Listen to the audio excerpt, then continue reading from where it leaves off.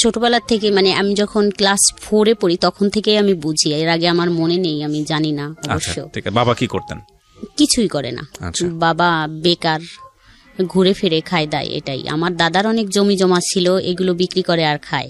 একদম আমরা দেখছি ছোটবেলায় আমি যে আমার বাবা 34 মাস যাত্রী বলে গরমের সময়ও একদম পার নিচের থেকে মাথা পর্যন্ত একটা চাদর টাইনে ঘুমাতো দুপুরটা, মানে এই জিনিসটা দেখতাম যে একদম ঘুম সুন্দর করে একটা ঘুম দিত, উঠতো, আবার উঠে চলে যাইতো, ওই 4 দোকানেই থাকতো। মানে 3-4-এ পড়ি, তখন তো পড়ালেখা করতেছিলাম, তখন ভালোই, তখন আমাদের জমি জমা ছিল অনেক, ফসল টসল থেকেই আমাদের সংসার চলতো, আমাদের কেউ তো আর ছিল না চাকরিজীবী বা কোনো ছিল না।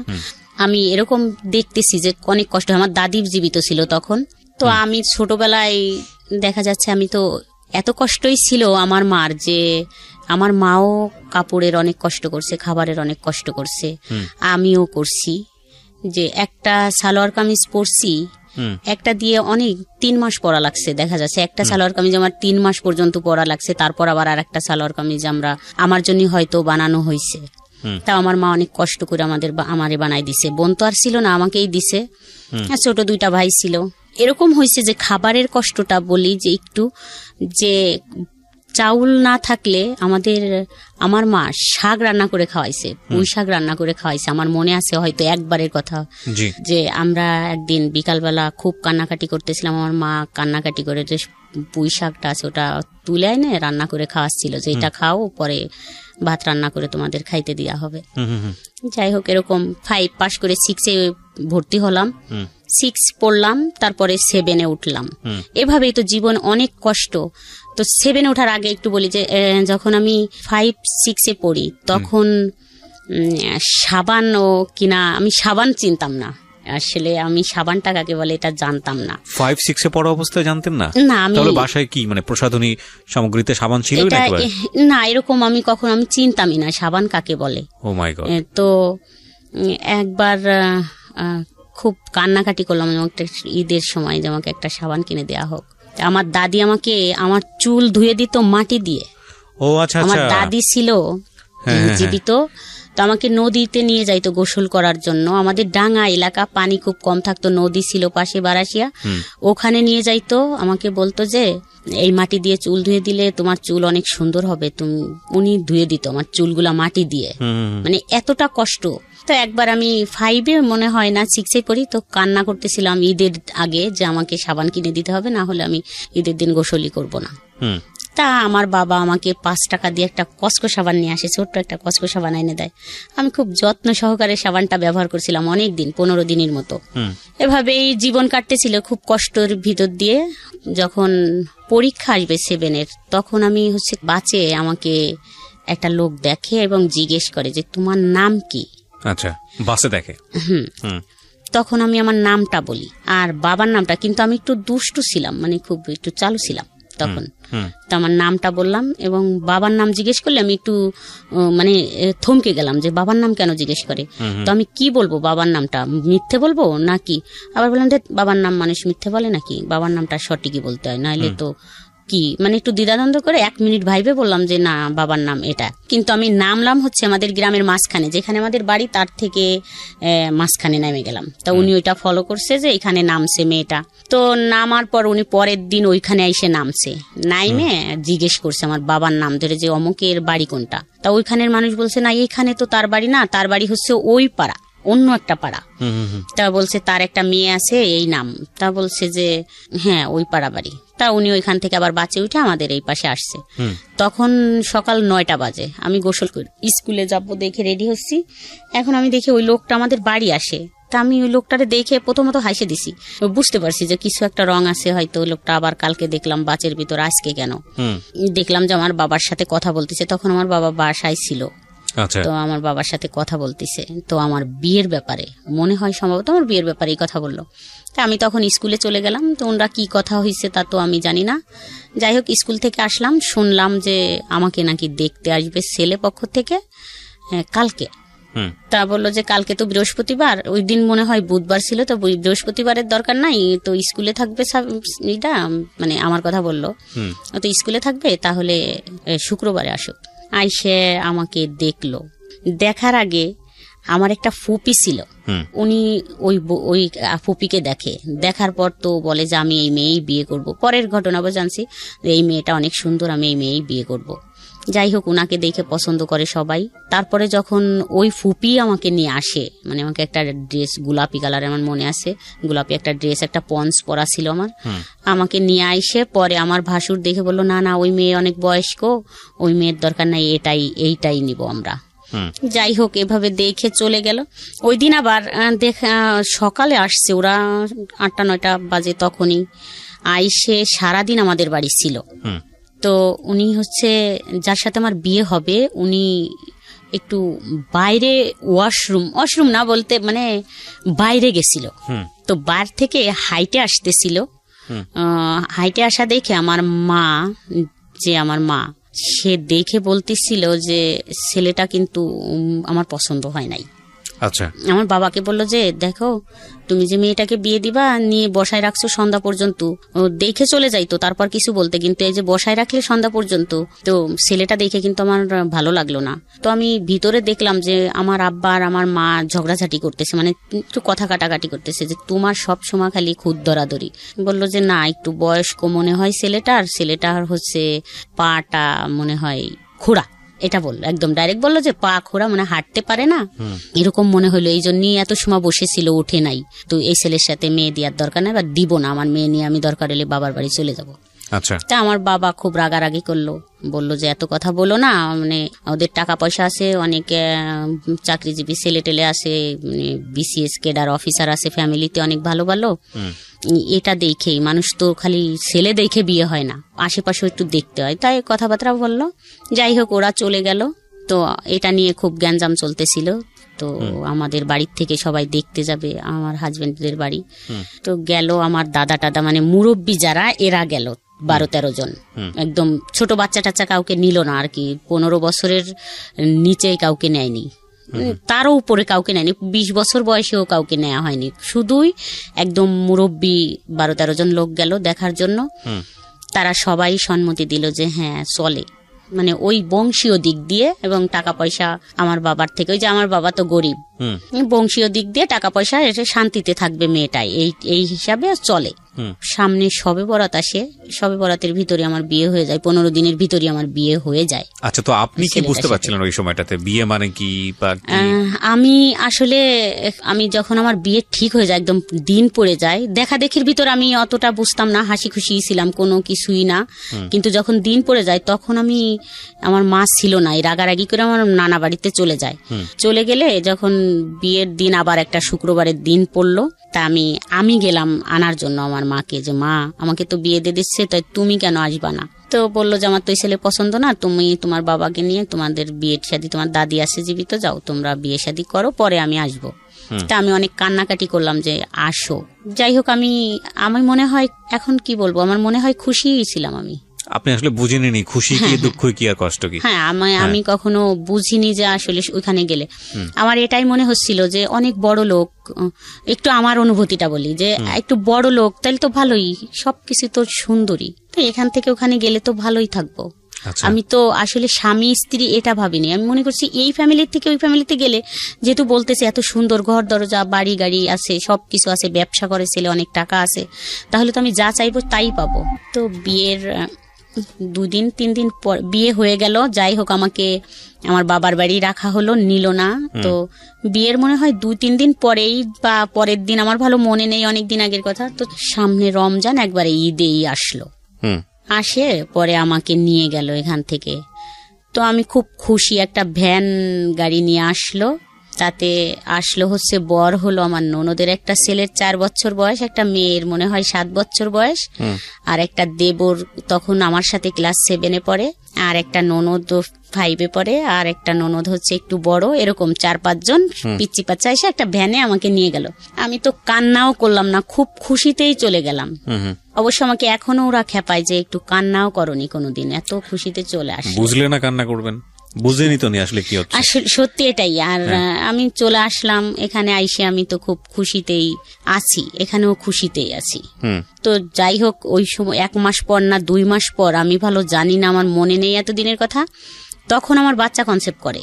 তখন আপনার বয়স কত? তখন ওই বিয়ের 1 বছর, ক্লাস 7 পড়ুয়া একটা বাচ্চার বয়স 12 বছর সর্বোচ্চ।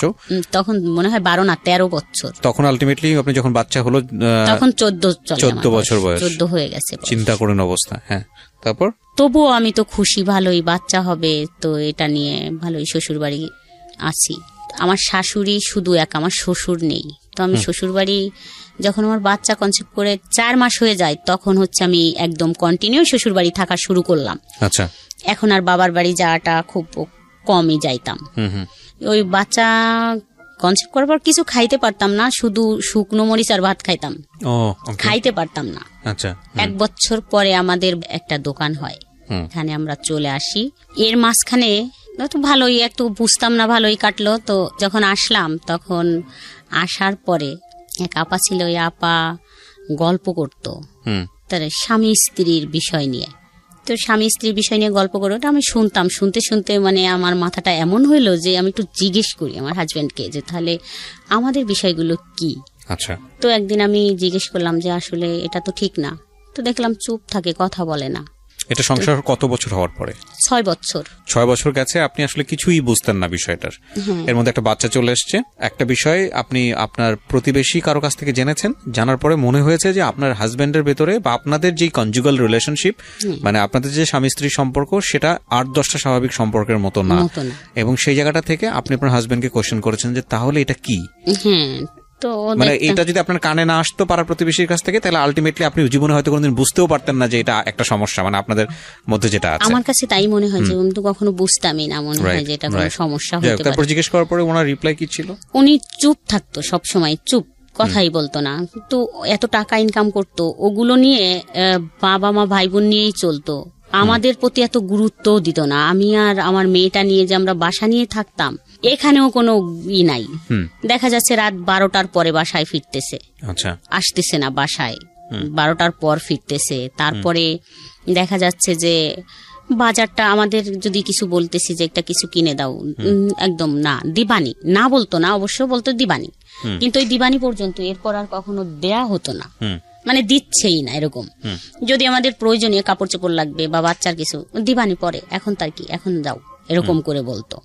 যে আমি বাজার আনতে গেছি ওর দোকানে, বলতো যাও পরে আসো, এখন না, এরকম করতো। তাই এই একটা আসলো মাথার ভিতর যে এরকম করে, তো যা চলে যাব, এখান থেকে থাকবো না।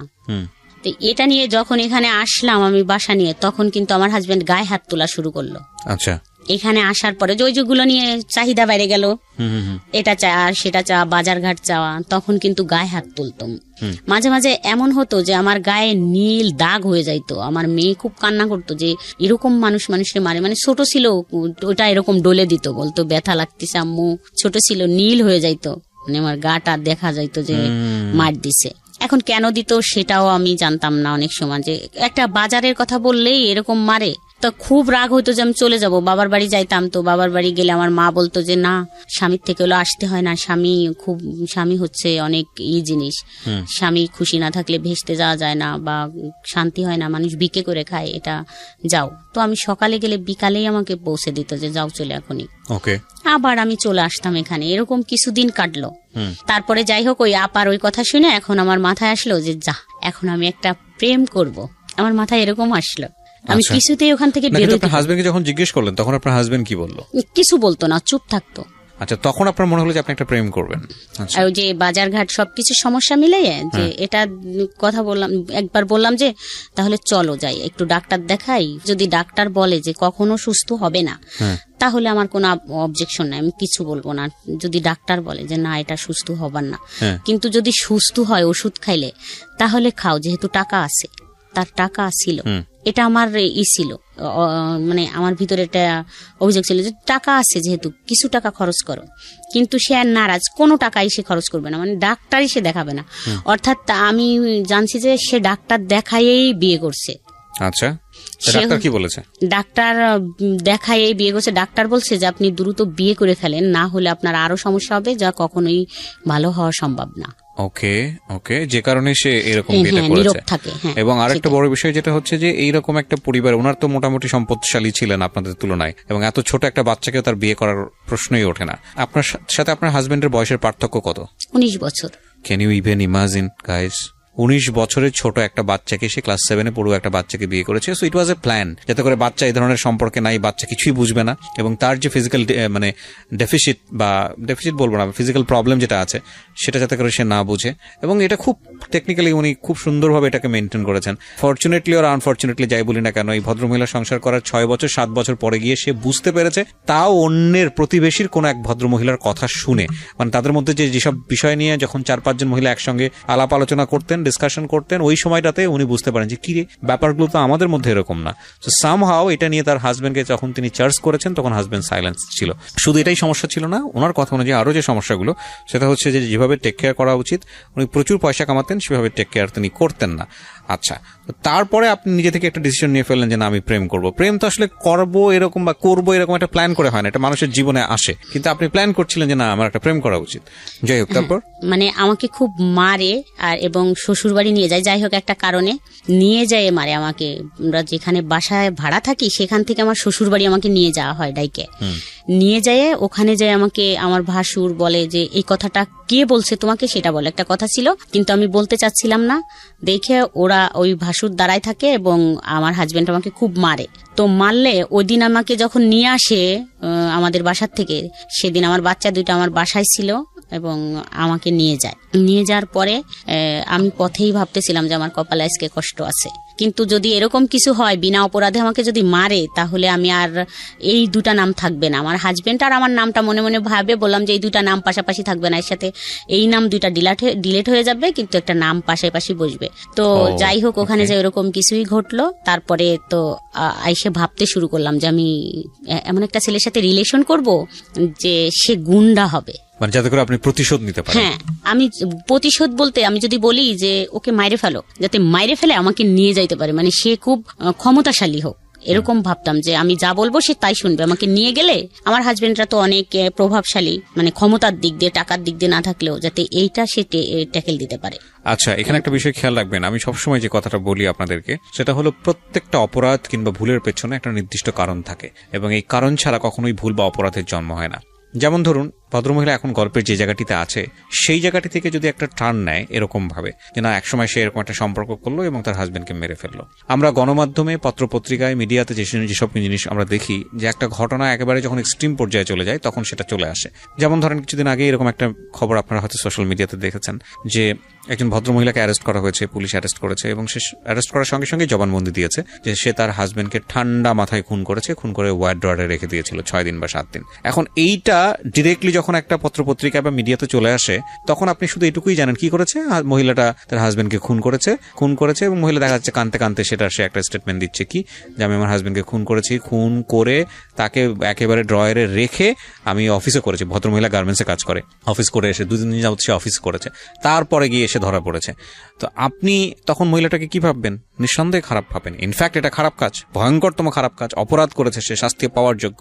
কিন্তু যখন আপনি স্টোরিতে যাবেন, বিহাইন্ড দ্য স্টোরিতে যাবেন, আপনি হয়তো এই যে এইরকম যদি একটা স্টোরি থাকে যে গায়ে হাত তুলেছে, 6-7 বছর ক্লাস 6-7 পড়া অবস্থায় তাকে বিয়ে করেছে, এবং বিয়ে করে তাকে 6-7 বছর ফিজিক্যালি টর্চার করেছে, এবং এক পর্যায়ে গিয়ে যখন সবকিছু সে জানতে পেরেছে, তখন আলটিমেটলি তাকে কিভাবে দমানো যায় সেজন্য পাশবিক নির্যাতন করছে, এবং তারপরে এরকম একটা ঘটনা ঘটে গেছে। সো আমি সবসময় বলি যে রেজাল্ট দেখে কখনোই উত্তেজিত হওয়া উচিত না, বা একটা ডিসিশন নিয়ে ফেলা উচিত না যাতে করে আরেকটা ভুল হওয়ার সম্ভাবনা থাকে। সবসময় বিহাইন্ড দ্য স্টোরিতে যাওয়া উচিত, আমি মনে করি এটা। হ্যাঁ, ডেফিনেটলি আইন নিজের হাতে তুলে নিলে তো সেক্ষেত্রে নিজের শাস্তি পেতেই হবে, এবং সেক্ষেত্রে কেউই রেহাই পায় না। যাই হোক, বলেন তারপর কি হলো? এগুলো ভাবতেছি, মানে ভাবতে তো আর সময় লাগবে, সম্পর্ক হইতেও তো সময় লাগে, এরকম তো খুব প্রতিশোধ নিতে হবে। প্রতিশোধ মানে আমার এখান থেকে বেরোইতে হবে, এটাই ছিল যে আমি তো আমার বাবা মার কাছে যাচ্ছি। ওরা তো ওই যে আমার হাজবেন্ডের টাকায় কিন্তু আমার বাবার বাড়ি চলছে। এখানে আর একটু বলি যে আমার যেই 3টা ভাই, এরা তো বড় হয়ে গেল আস্তে আস্তে। তো ওই যে আমার বাবা তো কাজ করে না কিছু, তো আমার হাজবেন্ড আবার আমার মাকে খুব হাত করছে, মানে এখান থেকে কিছু টাকা পয়সা ওখানে দেয়, যেটা একটু সংসার চলে, হয়তো মাসে 2-3 হাজার বা 5,000 টাকা দিল, দিয়ে তাদের একটু চলতেছে। এই জন্য হচ্ছে আমার হাজবেন্ডের সাপোর্ট নিত। আচ্ছা, মানে আপনার সাপোর্ট নিত না? আপনার না, কখনোই আমার সাপোর্ট তো তারা কখনো নেয়নি বা নেয় না। সব সময় বলে যে ও ভালো মেয়ে না, ও ভালো না, ও ভালো না, এরকম করে বলে। পরে আইসে দেখা যাচ্ছে আমার আবার একটা বাচ্চা কনসেপ্ট করলো, তো সেখানে আমার একটা ছেলে হয়। আচ্ছা। তো ছেলে হওয়ার পরে আমার হাজবেন্ড আবার এই সময়, ছেলের যখন 5-7 মাস বয়স, তো তখন আমার হাজবেন্ড আবার পাগল হয়ে যায়, মানে ব্রেন শর্ট হয়ে যায় ওর। আচ্ছা। তো 9 মাস থাকে একটানা এইভাবে পাগল অবস্থায়। তো আমি ছোট বাচ্চা নিয়েও ওনাকে খুব কষ্ট করে সুস্থ করে তুলি, 9 মাস পর্যন্ত লাগে। উনি তখন হচ্ছে পুলিশ দেখলে ভয় পাইতো বা আর্মি দেখলে ভয় পাইতো। এটা যাই হোক, এরকম করে আমি সুস্থ করে আবার দোকানে ফিরাই আনি। ওখানে আমি খুব শক্তভাবে দাঁড়াই। তখন থেকে আমি একটু বাইরে বেরোনো শুরু হয়ে গেল, রাস্তাঘাটে, বাজার টাজারে। আর আমার ছেলেটা দেখার পরে আমার হাজবেন্ড আবার একটু চেঞ্জ হয়ে গেল। আচ্ছা। তখন ছেলে হওয়ার পরে খুব বাজার টাজার আর কষ্ট টষ্ট দিত না, খাওয়া দাওয়ার তখন থেকে যে বাজারটা চাইলেই দিত, ওগুলো খুবই করতো, টেক কেয়ার করা শুরু করলো। তখন আবার একটু হলো, কিন্তু আমার মনের ভিতর ওটাই হয় যে আমি ভালো একটা ছেলে পেলে সম্পর্ক করে এখান থেকে চলে যাব। এটা কিন্তু আমি ভুলিনি, মনে মনে রাইখেই দিছি। তো এইভাবে আরো কিছুদিন চলে যায়। যার পরে আমার হাজবেন্ডও সুস্থ হইল, আর আমারও আবার একটা টিউমার হয় পেটে, সেটার অপারেশন হয়, আমিও সুস্থ হই। যাই হোক, আমার ছেলে মেয়ে দুইজনই মানে লেখাপড়া, মানে ছেলের বয়স 3 বছর হয়ে যায়, লেখাপড়া করানোর মতো সময় এসে যায়। তো মেয়ে হচ্ছে তখন 3তে পড়ে মনে হয় মেয়েটা। তখন আমাদের এই বাসার পাশে এক বাসায় একটা ছেলে আসে। ছেলেটা হাফেজ 30 পাড়ার, আর এসএসসি পরীক্ষা দেবে বোধ হয় তখন। তো আইসে ও পড়াতো, আরবি পড়াতো, পাশে আর 2-3টা বাচ্চাকে পড়াতো। তাই ওই ভাবি আমাকে একদিন ডাইকে বললো যে, ভাবি আপনার মেয়েকে পড়াবেন, তোটা ছেলে আরবি পড়ায়, তো কোরআন শরীফটা তাড়াতাড়ি শিখে যাবে, তো পড়ান। বললাম আচ্ছা ঠিক আছে, কখন পড়ায়? বিকালে। বললাম ঠিক আছে, কালকের থেকে পড়বে। তা ও বলে দিল ওই ছেলেটাকে, আর আমার মেয়েটাকেও আমি দিয়ে আসলাম। আচ্ছা। তো মেয়ে পড়তে যায় দেখে ছেলেও বলে যে আমিও যাব, ও পড়তে যায়। একদিন ওই ছেলের নাক ধরে হচ্ছে টান দিছে এরকম। আচ্ছা। ওই ছেলেটা যে পড়ায়, টান দিলে নাকটা মনে হচ্ছে ভেঙে গেছে এরকম। তো আমি পরের দিন দেখে বললাম নাকে কি হয়েছে? তা বললো কি, হুজুর আমার নাক ধরে টান দিছে, তাই এরকম হয়ে গেছে। তা আমি তখন হচ্ছে যাই বলি যে আপনি যে নাকটা ধরে এরকম টান দিলেন, দেখেন তো কি হয়েছে। আমি তো বুঝতে পারিনি, ওর ওরকম ও ফর্সা মানুষ, এই জন্য ও নাকটা এরকম লাল হয়ে গেছে। আচ্ছা। এই প্রথমই কথা। তারপরে যাই হোক, ও ওখানে পড়াচ্ছে। ওই ভাবির হাজবেন্ড হচ্ছে চাকরি করে, দুপুরি বাসায় আসে, তো 4-5টা বাচ্চা চিল্লাচিল্লি, ইনার একটু ডিস্টার্ব হয়। তা আমাকে একদিন বলল যে, ভাবি আপনাদের ঘর তো ফাঁকা থাকে, কেউ থাকে না, তা আপনার ঘরে যদি ও পড়ায় তাহলে একটু ভালো হয়। আপনার ভাই তো এসে একটু দুপুরে ঘুমাইতে পারে না, শুইতে পারে না, ওরা বাচ্চারা পড়ে, অত 4-5টা বাচ্চা চিল্লাচিল্লি। তা আমি বললাম ঠিক আছে, কোরআন শরীফ পড়বে তো পড়াক। তো আমাদের বাসায় নিয়ে আসলাম, যে আমাদের বাসায় বসে বসে পড়াতো। তখন তো ওই ছেলেটা হচ্ছে যেহেতু হাফেজ, তো 18-19 বছর বয়স। আচ্ছা আচ্ছা। তো একেবারে ছোট না যে 14-15 বছরে এসএসসি দিচ্ছে, তা না, 18-19 বছরই বয়স তখন। তো আমরা আবার মাঝে মাঝে শ্বশুর বাড়ি যাইতাম, কাছাকাছি যেহেতু শ্বশুর বাড়ি, তো ছেলেটা ওই অনেক দূর থেকে আসতো পড়াইতে, আমাদের ঘরে তালা দেয়া দেখে আবার ফিরে যাইতো।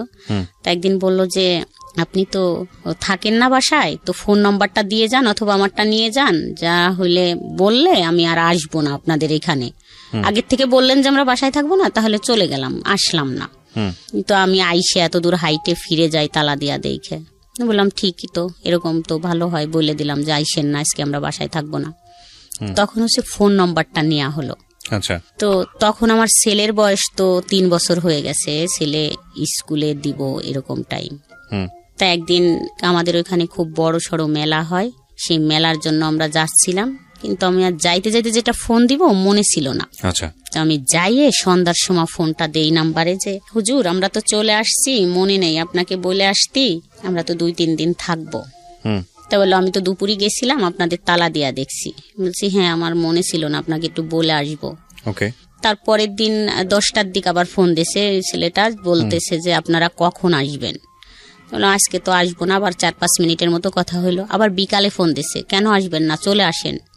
বললাম না আজকে তো বিকাল হয়ে গেছে, আজকে আসবো না, কালকে আসবো। তো পরের দিন সকালবেলা একদম ঘুম থেকে উঠলেই ফোন দিছে যে এখনই চলে আইসেন কিন্তু।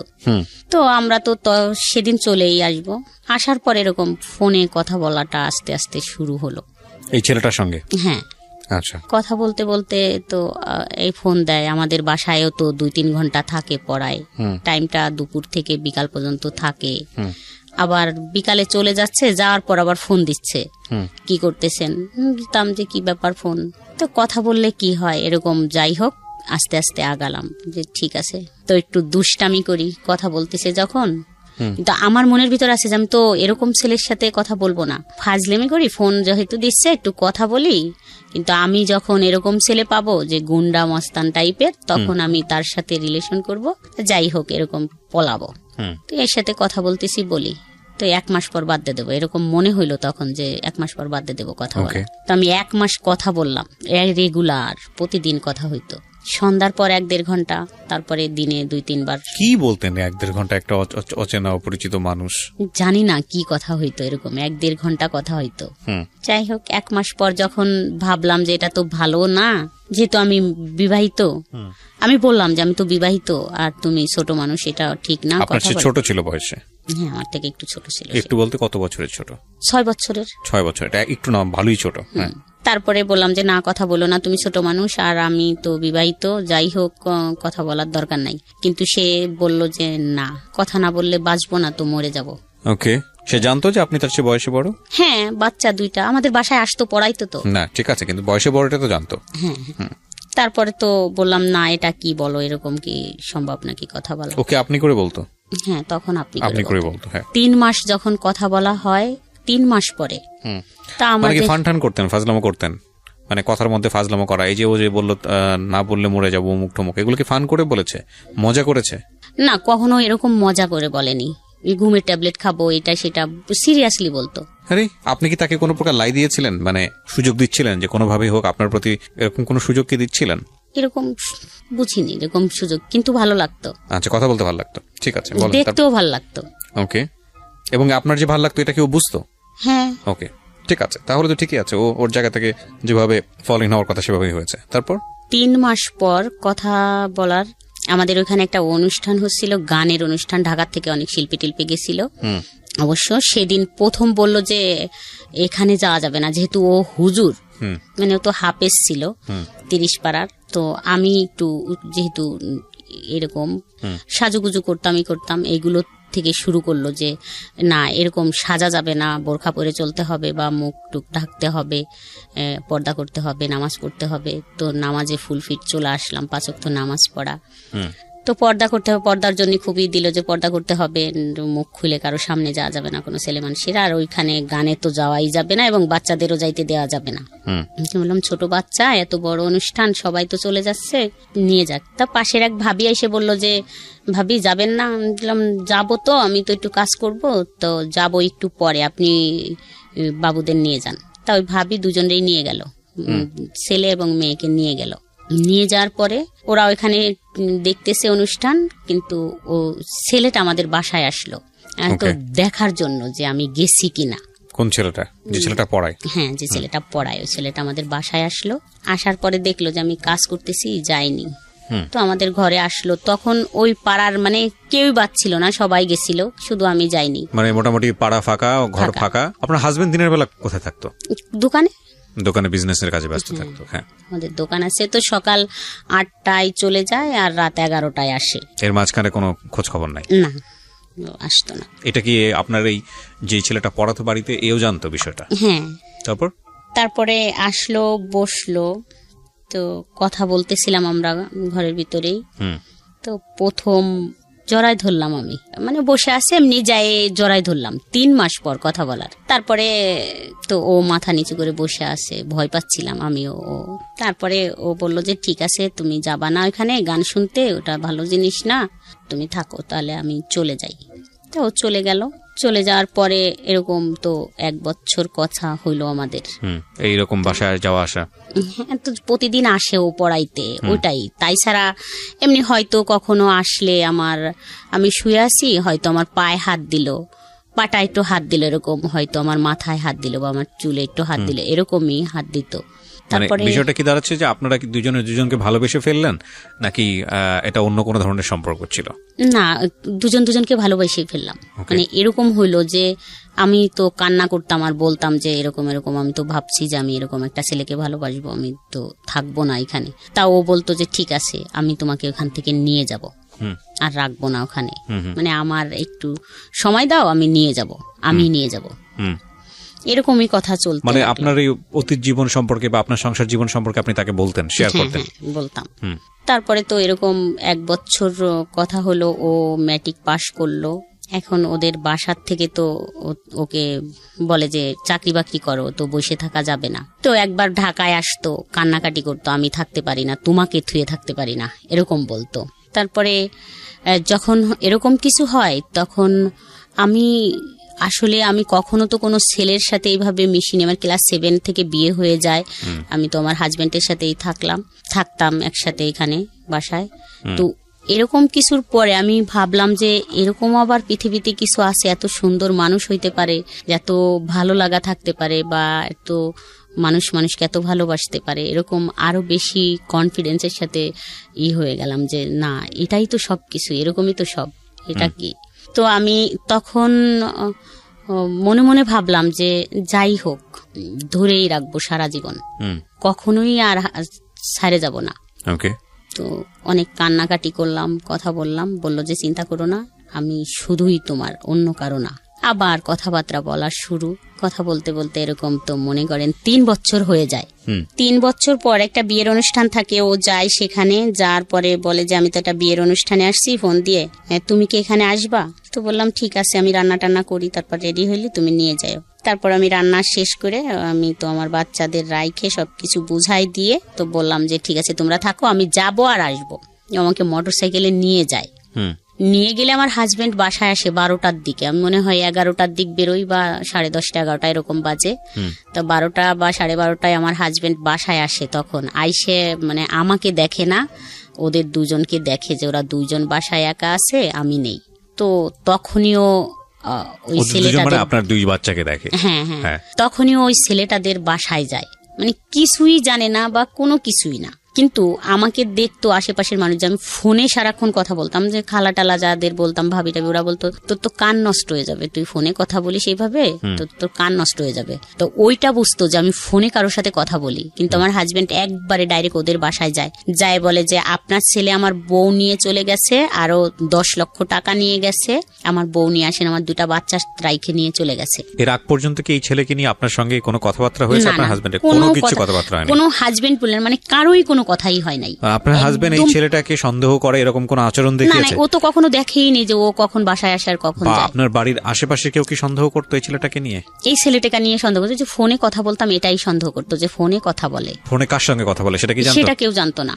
তারপরে ধাম করে গিয়ে সে ওই বাড়িতে গিয়ে বলে যে আপনার ছেলে নিয়ে চলে গেছে। এখন হ্যাঁ, ও ওদের বাড়ি গেছে, যাইয়ে ওর বোন আছে। বাড়ি কত দূর ছিল আপনাদের এখান থেকে? আমাদের থেকে অল্প একটু দূর, কতটুকু বলবো, হাফ কিলোর থেকেও কম। আচ্ছা, হেঁটে যাওয়া গেলে কতক্ষণ লাগে? 5 টাকা রিক্সা ভাড়া বা ভ্যান ভাড়া 5 টাকা। ঠিক আছে, কাছাকাছি। হ্যাঁ, কাছাকাছি একদম।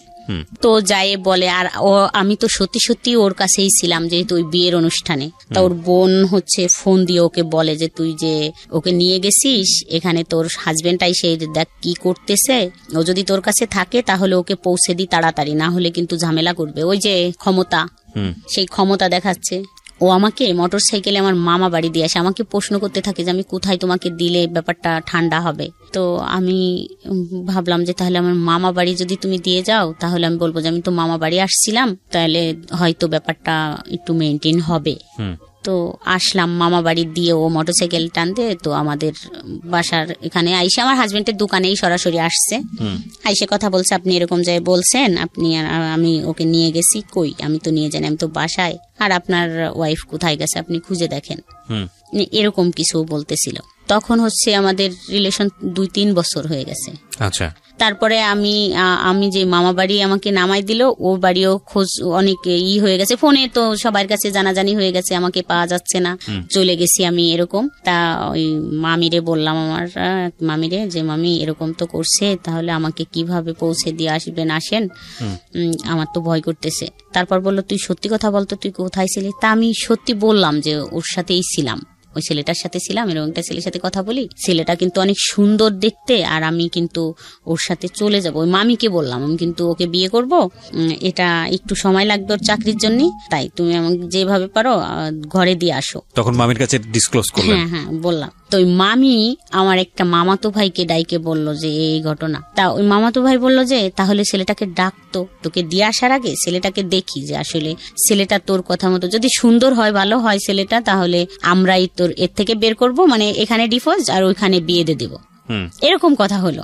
আমি ফোন দেওয়ার সাথে ও আবার চলে আসলো আমার মামা বাড়িতে। তা আসার পর বলল যে কেন আসবো? তা আমি বললাম যে তোমাকে দেখতে চাচ্ছে, যদি কথাটা যেহেতু এরকম হয়েছে যে চলে গেছে, তাহলে ওরা যদি দেখে তোমাকে ভালো লাগে, তা বলছে তাহলে এখানে এরকম কিছু হবে যে ওখান থেকে ডিভোর্স, আর এখানে তোমার আমার 2-3 মাস অপেক্ষা করার পর তোমার সাথে আমার বিয়ে হবে, ওরা বলতেছে।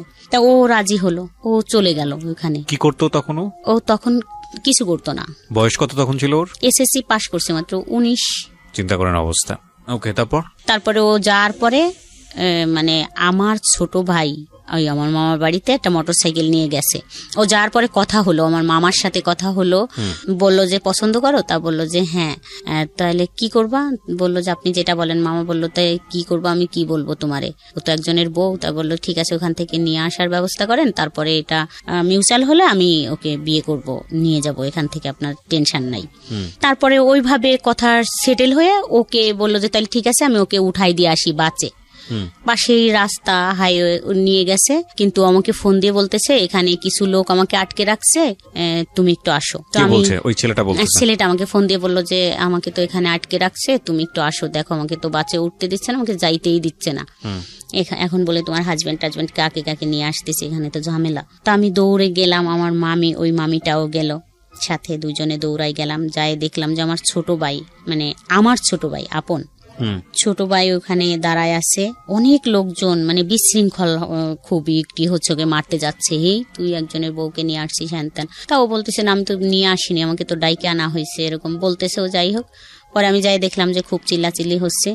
তা আমি আমার ওই ছোট ভাইয়ের 2 পা জড়ায় ধরলাম, বললাম যে ভাই সাইরে দে, ওকে চলে যাইতে দে, তারপর যা বলিস আমাকে বলিস বা এইভাবে বলিস যে তোর ভাইয়া যদি আসে তুই বলতে পারবি যে আমার বোনের নামে এরকম একটা মিথ্যে অপবাদ দিচ্ছেন, কেউ তো ছিল না, নিয়ে যান আপনি, এইভাবে দিয়ে দিস, আমি আর জীবনে কখনো কথাও বলবো না ওর সাথে। কিন্তু ওরা তা শুনলো না। আমি বললাম যে সাইরে দে, আমি আর কথা বলবো না, যা তোদেরকে তোরা যেভাবে বলিস সেভাবেই হবে, কিন্তু ওকে যাইতে দে।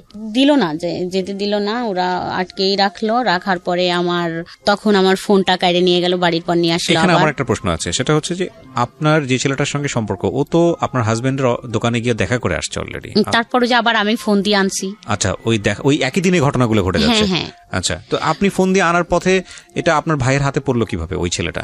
জানি না, ওই আমার মামাতো ভাই বললো যে আমি ওকে আগাই দিয়ে আসি, উঠাই দিয়ে আসি, বাচ্চা ও তো চিনবে না। ও এখানে এসে আপনার সঙ্গে দেখাও করেছে? হ্যাঁ, দেখা করে যে কথা হয়েছে, কথা হয়ে তারপরে চলে গেছে, যাওয়ার পরে ধরা পড়ছে? হ্যাঁ, যাওয়ার পরে রাস্তায় যখন, তখন আপনি আপনার মামাতো ভাইয়ের এখানে?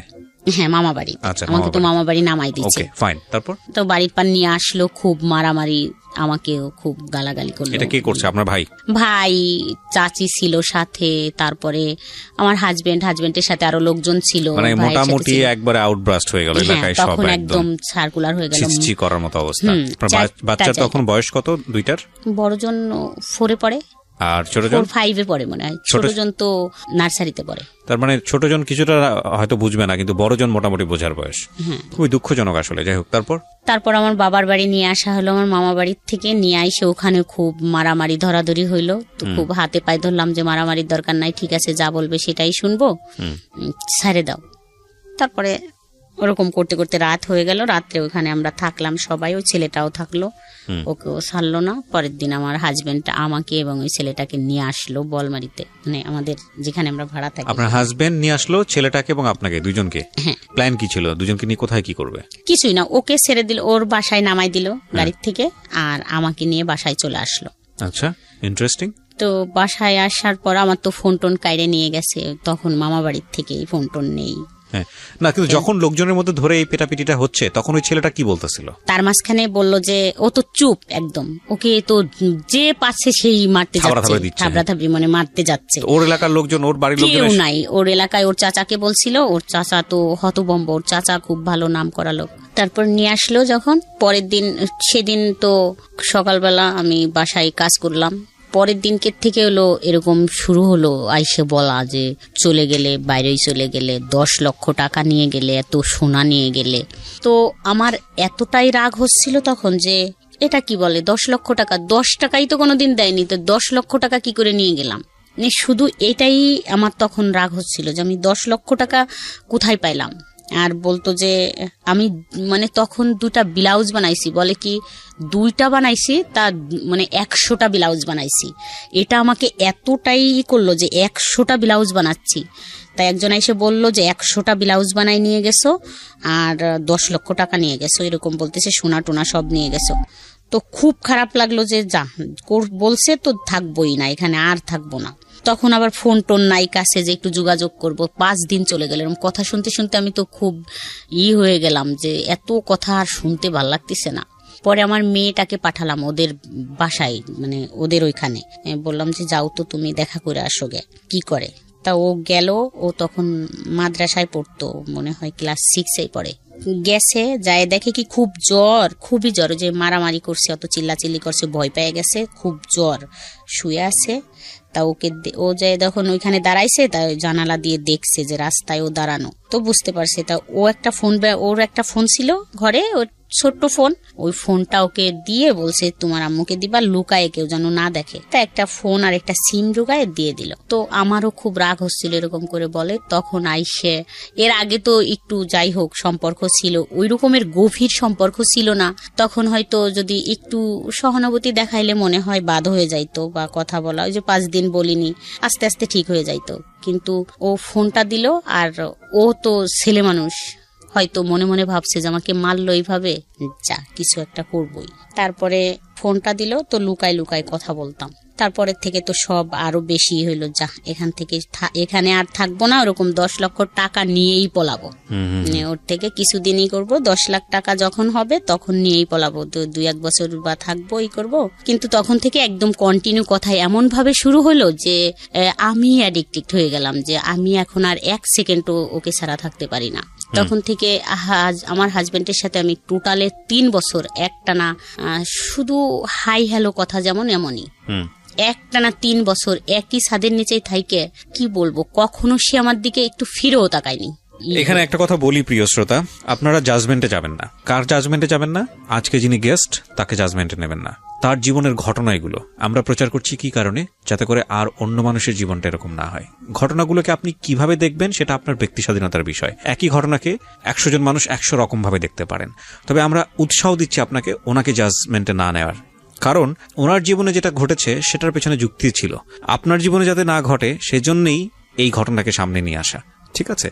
এটা মনে রাখতে হবে যে একটা মেয়ে প্রাপ্তবয়স্ক হয়ে একজন মানুষের সংসারে যাওয়া, প্রাপ্তবয়স্ক শব্দটা এই কারণে বলছি, শুধু বয়স বাড়া না, জ্ঞানের দিক থেকে প্রাপ্তবয়স্ক হওয়া, শরীর বা প্রকৃতিগতভাবে যে প্রাপ্তবয়স্ক ব্যাপার আসে সেগুলো হওয়া, তারপরে একটা মানুষের সংসারে গিয়ে সেটাকে মানিয়ে নেওয়া। কিন্তু একটা জিনিস দেখেন, ওর ক্লাস 7-এ থাকতে বিয়ে হয়েছে এবং উনি বুঝেই না বিয়ে কি, সেরকম সময় একটা বিয়ে হয়ে গেল। সাবালক হওয়ার বিষয়টাও বিয়ের পরে, এবং তারপরে সংসার জীবনে গিয়ে কিছু জায়গায় ডেফিসিয়েন্সি পেয়েছে, সেগুলো মানুষের কাছ থেকে জানার পরে, তারপর একটা ছেলের সাথে ইনভলভ হওয়া, সেখানে গিয়ে এগুলো তার বয়ঃসন্ধিকালে ঘটনাগুলো ঘটছে। সুতরাং একটা মানুষকে যদি আপনি ওইটা চিন্তা করেন যে একটা ঘরে থেকে সে আরেকজনের সঙ্গে প্রেম করছে বা অন্যান্য বিষয়গুলো করছে, হ্যাঁ অবশ্যই এটা অযৌক্তিক, অন্যায়, কিন্তু এটাও মানতে হবে যে সে যে পারিবারিক ব্যাকগ্রাউন্ড থেকে এসছে বা তার যে বয়স, সেই জায়গাটা থেকে এগুলা তার জায়গাটা থেকে প্রাসঙ্গিক ছিল নাকি অপ্রাসঙ্গিক ছিল। ভাবনার জায়গাগুলোকে একটু ইলাবোরেটলি রাখেন, সবসময় একটা স্কেলে কাউকে মাইপেন না। এবং মূল কথা হচ্ছে মাইপেনই না, কারণ এটা তার জীবনে ঘটেছে, প্রচার হচ্ছে এই কারণে যাতে আপনার জীবনে না ঘটে। সুতরাং ওইখান থেকে ঘটনাগুলোকে দেখার চেষ্টা করেন। আর আনফর্চুনেটলি আমাদের সোশ্যাল মিডিয়া বলেন বা অন্যান্য জায়গাগুলোতে বলেন, যখন কোনো একটা ঘটনা ঘটে সবাই পণ্ডিত হয়ে যায়, সবাই জ্ঞান দেওয়া শুরু করে, মনে হয় যে একেবারে ফেরেস্তার মতো, কার জীবনে কোনো কিছু ঘটেনি, গালি গালাজ থেকে শুরু করে তার দিকে আঙ্গুল তোলা থেকে শুরু করে সবকিছু। আরে ভাই, এই আঙ্গুলটা ওপর দিকে মানে সামনের দিকে না দিয়ে আঙ্গুলটা নিচের দিকে দিলে জীবনটা অনেক বেশি সহজ হয়, সুন্দর হয়। এবং এই জন্যই মূলত এনারা আসেন কষ্ট করে, যাতে করে আপনারা ভুলটা না করেন। তো আপনার হাজবেন্ড নিশ্চয়ই বুঝতো যে এই সময়টাতে আপনি এই ছেলেটার প্রতি অনেক বেশি ডিভোটেড, কথা বলতেছেন তার সঙ্গে। এটা কি বুঝতো সে? না, মানে আর বুঝতো না যে কথা হয়। আচ্ছা, এটা আপনি গোপন করতেন? হ্যাঁ, আচ্ছা। ফোনটা আমি সাইলেন্টই থাকতো সবসময়। আমি মাঝে মাঝে এসে দেখতাম, যখন দেখতাম যে একটা কল আসছে, ও ছাড়া তো আর কেউ দেবে না কল ওই ফোনে। তো যখন দেখতাম যে একটা কল আসছে, তখন আশেপাশে দেখতাম যে কেউ আছে কিনা, মানে জায়গা খুঁজে গোপন ভাবে তাকে ফোন করতেন। আচ্ছা, তো আপনি যে সিদ্ধান্ত নিয়ে ফেলেছেন ছেলেটার সঙ্গে আপনি সংসার করবেন, তাহলে তো সময় নিচ্ছিলেন কেন? ওই যে ওর দিক দিয়ে ও তো কিছু করে না। ও কিছু করে না। আর আমার তো 2টা বাচ্চা, যেহেতু আমি মেয়েটার হাতের দিকে তাকাইয়ে দেখতাম যে এই হাত দিয়ে আমি যদি একে রাইখে যাই তাহলে নিশ্চয়ই কেউ একে কারো কাছে দেবে। কারণ আমার হাজবেন্ড তো দ্বিতীয়বার বিয়ে করবে না, যেহেতু সে তো অসুস্থ, সে তো বিয়ে করবেই না। তো মেয়েটা কারো কাছে দিয়ে দেবে, যে কেউ পালুক, ফুপি বা চাচি। তো আমার এটাই ভয় করতো যে ওই হাত দিয়ে পাতিল মাজাবে। এটাই আমি এখন বললাম যে আমার শুধু এটাই মনে হইতো যে পাতিল মাজবে। যাই হোক, তখনকার ছোট বয়স ছিল, কম বয়স ছিল, মানে বুদ্ধি কম ছিল, মনে হইতো ওই হাত দিয়ে থালি বাটি বা পাতিল টাতিল মাজাবে। একটা পাতিল মাজতে দিলে ও ওই হাত দিয়ে পারবে না মাজতে, তো ওকে আমি রাইখে যাইতে পারবো না। যখন ছেলের দিকে তাকাতাম, ছেলে যে এত সুন্দর ছিল বলার মতো না। তাকাইলে মনে হইতো আমি একে রাইখে যাব, যদি পানি টানিতে পড়ে যায় বা কেউ মারে তখন ও কোথায় যাবে, আম্মুকে কাকে ডাক দেবে, মানে আমি একেও থুয়ে যাইতে পারতেছি না। আবার যখন আমি ফোনে কথা বলতাম ওই ছেলেটার সাথে, তখন আমি ওকেও ফেলতে পারতাম না। আমি আসলে ওকে কোথায় রাখবো? ও খুব কানাকাটি করা শুরু করলো যে আমি তোমাকে ছাড়া থাকতেই পারি না। মানে লুকায় কথা বলতে বলতে এরকম করতে করতে আবার অনেক দিন হয়ে গেল। যাই হোক, একটা কর্মচারী আমাদের দেখে ফেলে যে আমি ফোনে কথা বলি। ওকে, কয়েকদিন কর্মচারী বলতে আপনাদেরই কর্মচারী? হ্যাঁ, দোকানের কর্মচারী। ও যাই বলে দেয় যে আমি মনে হয় মামি কথা বলতেছে ফোনে। তো আমি তো সত্যি সত্যি ফোনে কথা বলতেছি, ফোনটা আমার উন্না দিয়ে পেঁচানো। তা উন্নাটা মনে হচ্ছে যে বালিশের উপর দিয়ে রাইখে তারপর কথা বলতেছি।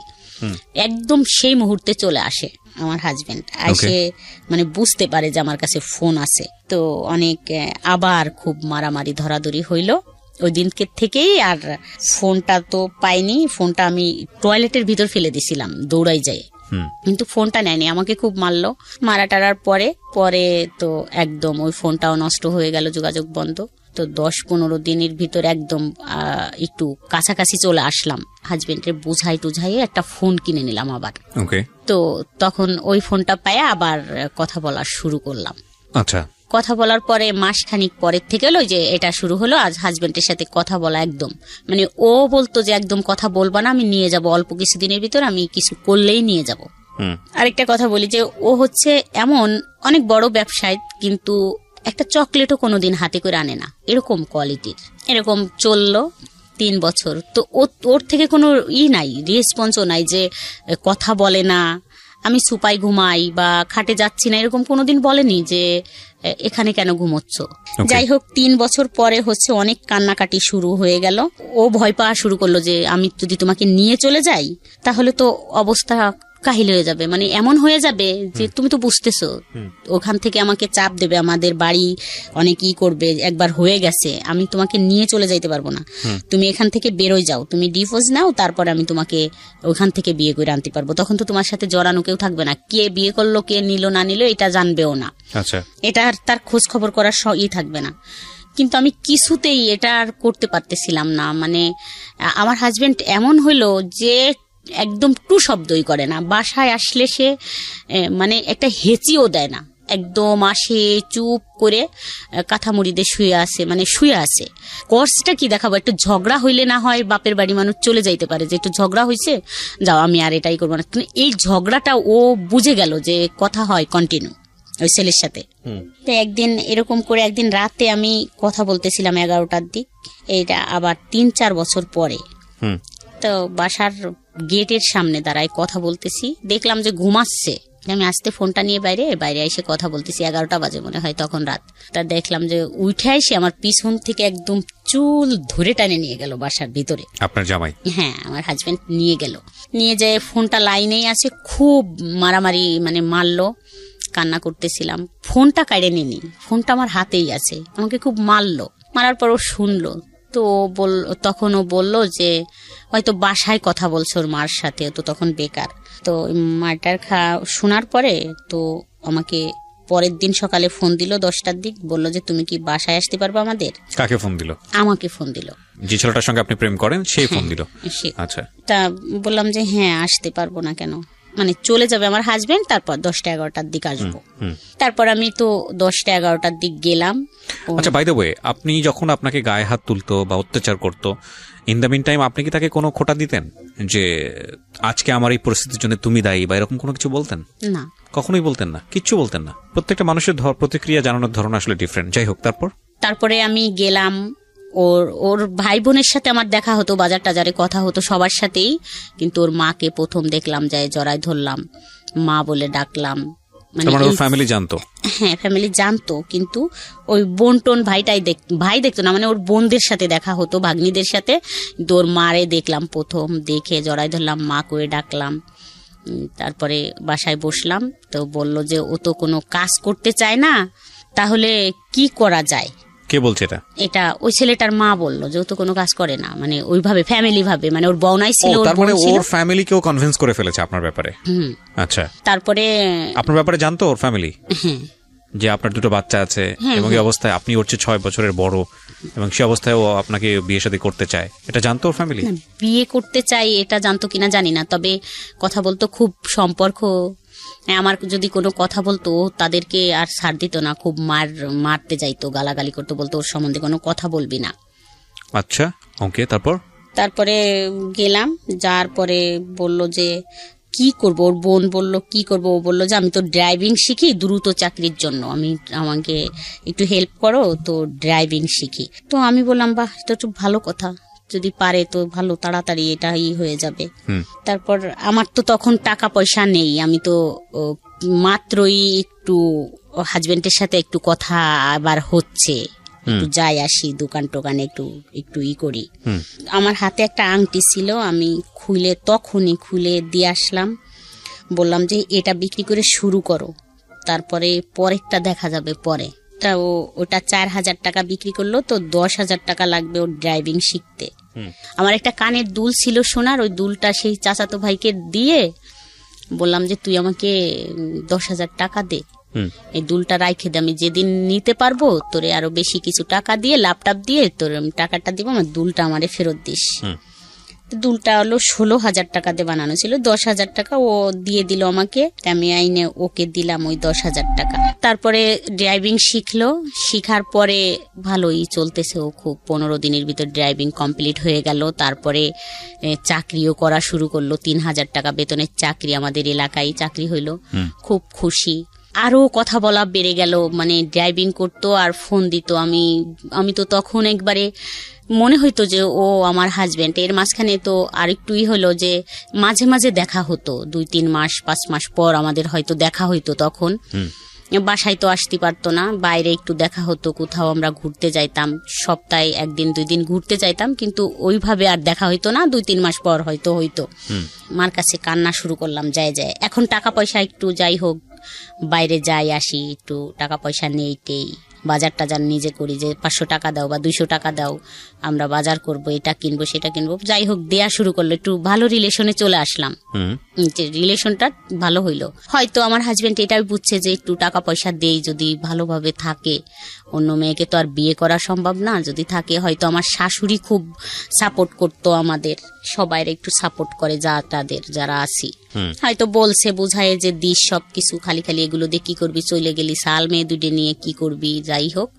তো আমাদের তখন থেকে দিত, কিছু চাইলে যে একটু জামা কাপড় বানাবো, 500 টাকা দাও, হয়তো 200 টাকার বানাতাম, 200 টাকা জমা রাখতাম, রেখে দিতাম, এরকম।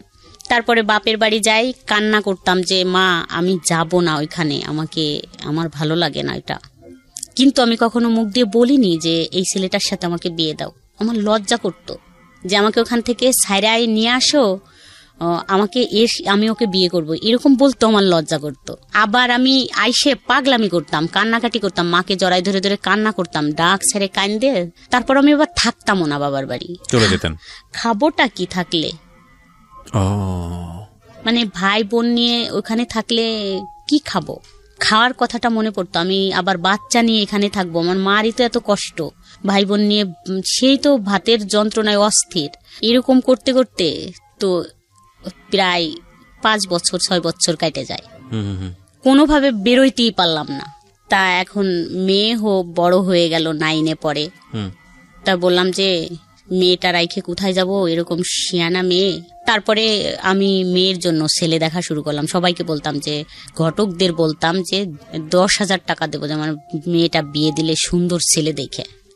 তো এর মাঝখানে আমার হাজবেন্ড কিন্তু ফুল ফিট ভালো হয়ে গেছে, একদম ভালো হয়ে গেছে। এখন যদি বলি যে 1,000 টাকা লাগবে, 1,000 টাকাই, মানে আচরণগত দিক থেকে ভালো হয়েছে, একদম ফুল ভালো হয়ে গেছে।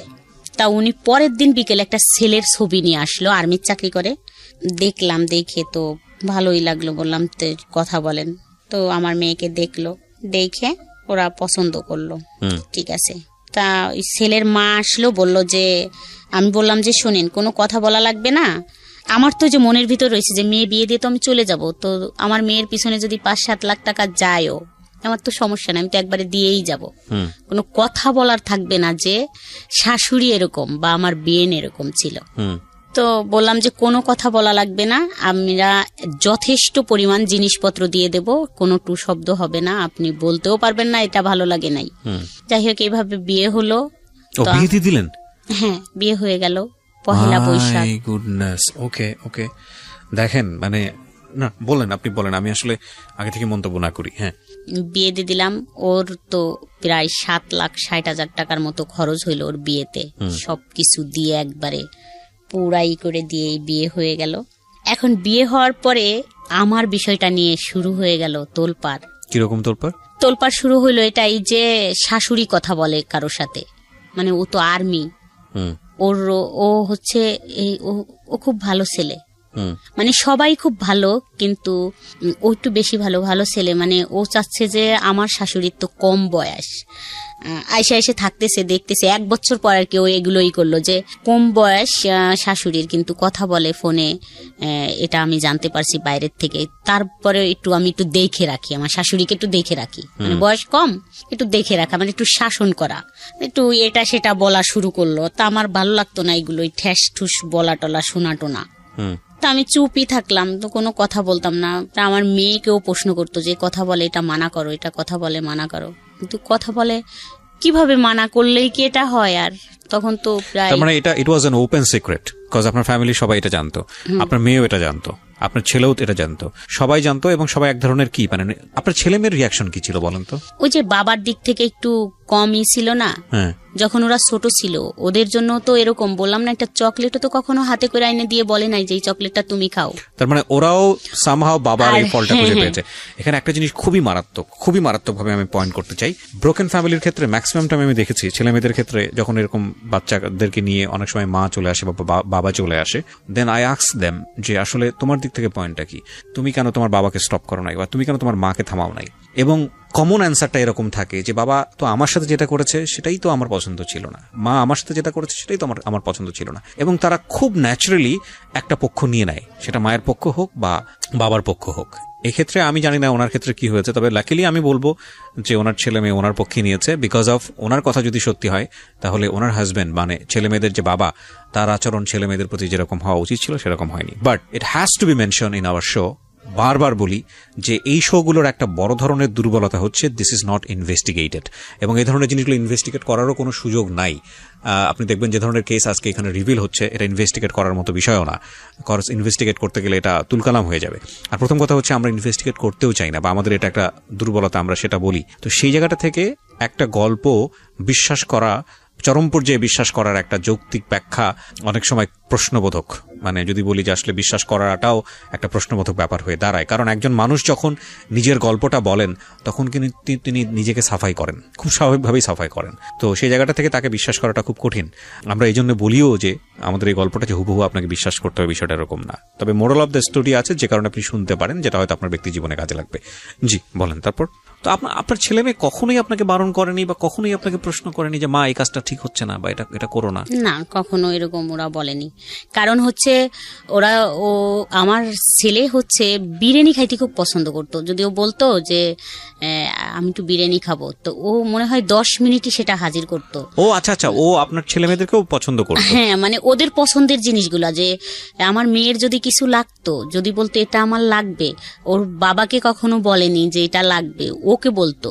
আর আমি এইভাবে মানে একটু তৈরি করতেছিলাম। এটা খুবই বড় ব্যর্থতা একজন বাবার, খুব বড় ব্যর্থতা এটা, মানে unfortunately it's is very bad thing. দেখেন আপনার জায়গায় কি করেছে না করেছে সেটা অন্য বিষয়, কিন্তু বাবা তো বাবাই, তো দুনিয়াতে নিয়ে এসছে দুটো বাচ্চা with the name of Almighty Allah. So তাদের প্রতি এই দায়িত্বটা যদি সে পালন করতে না পারে, দিস ইজ ভেরি আনফরচুনেট। বুঝতে পেরেছি আমি, যে কারণে হয়তো তাদের দিক থেকে কোনো ক্লেম ছিল না, কিন্তু জামাই সংসারে আসার পরে এটাকে স্টপ করতে চাচ্ছিল আপনার মেয়েকে দিয়ে বা আপনাকে অন্যভাবে কাউকে দিয়ে বলিয়ে। তারপর কি হলো? তারপরে ও মানে জামাইটা বলতেছিল কথা বলা বন্ধ করে দেওয়া হোক, তারও মান সম্মান আঘাত লেগেছে। তার খালি তাকে মানুষ বলতেছিল যে তাকে নাকি কে বলছে যে তোর শাশুড়ির তো কঠিন সম্পর্ক, সব ডিটেলস বলছে, অমকের ছেলে বা এই ড্রাইভিং করে বা এখানে এই করে। তারপরে বলতেছিল যে কথা বলা বন্ধ করে দেয়া হোক, কিন্তু আমি কখনো এটা করিনি। কেন কথা বলা বন্ধ করে দেব? তাকে ছাড়া তো বাঁচবই না, তাই কথা বলা বন্ধ করব কি করে? তো জামাই যখন বলতেছিল তখন আমার মেয়ে একদিন এসে আমাকে বলল যে এরকম করে বলল, তুমি তো আসলে একটা বিয়াদব মা। এটা জামাই বলল আপনাকে? না, মেয়ে বলল। মানে মেয়েকে টর্চারিং করতেছে যে তোমার মাকে বলো না কথা বলা বন্ধ করতে, কথা বলতেছে। তা আমি একদম চোখ দিয়ে পানি বেরোয় গেল যে তুমি এটা কি বললে। তো আমি জোরে একটা থাপ্পড় দিলাম, দিয়ে বললাম যে আমার জায়গায় আসো, তারপর বুঝবা কষ্টটা কি।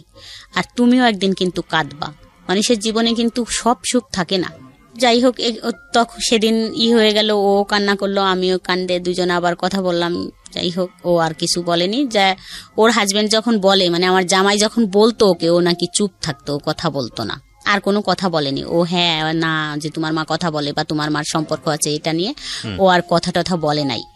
কিন্তু এখন আমাদের চুপ হয়ে গেল সবকিছুতেই, যে এইভাবে সম্পর্কটা শুরু হইলো যে ও এখানেই থাক।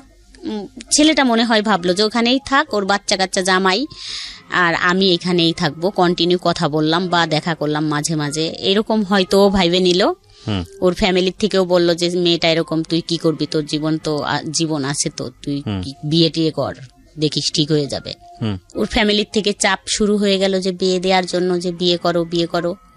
এরকম যাইতে যাইতে একদিন হঠাৎ 17 সালে আমার সাথে ঝগড়া হয়। তো আমি বৃহস্পতিবার সারাদিনই ফোন বন্ধ রাখি, কথা বলি না। সন্ধ্যায় একটু খুললাম, দেখলাম একটা কল আসছে, তা আমি আবার দিলাম, তা ধরলো না। তা পরের দিন সকালবেলা আমি বসে আছি, ওর এক ভাবি আসলো। তা আসলে 9টা-10টা বাজে, তখন বললো যে ভাবি জানেন। আমি বললাম কি? বলে যে অমুকের তো বিয়ে, মেয়ে দেখতে যাচ্ছে।